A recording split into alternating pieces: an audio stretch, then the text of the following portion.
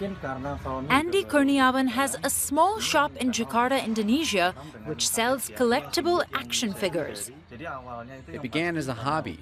Because of the hobby, I opened the store. But this year has been tough for Kurniawan's business. That's because a world away in Washington, the U.S. Federal Reserve has been steadily raising interest rates.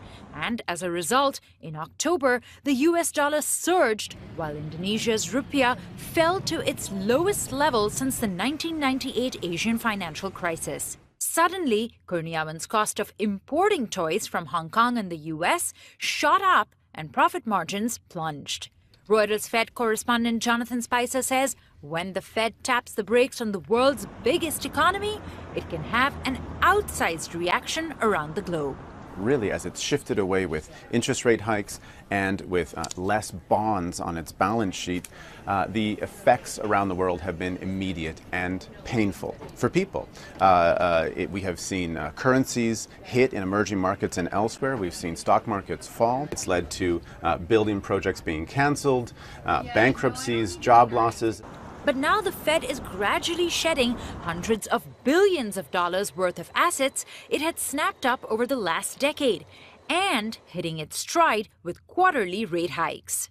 While that has not yet squeezed the U.S. economy, the reaction in financial markets has hit Argentina, already mired in a deep recession, fueled by a severe drought and high inflation.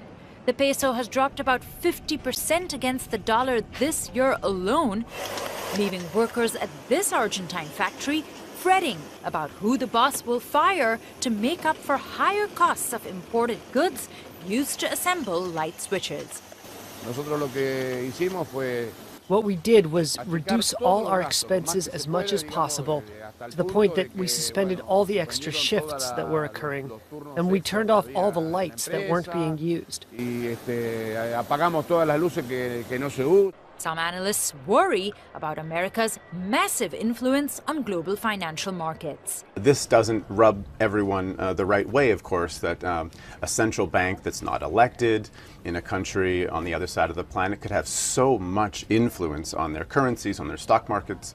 The Fed is expected to lift rates by another quarter percentage point on December 19th, which means around the world, governments, businesses, and people like Kurniawan may need to prepare for yet more fallout.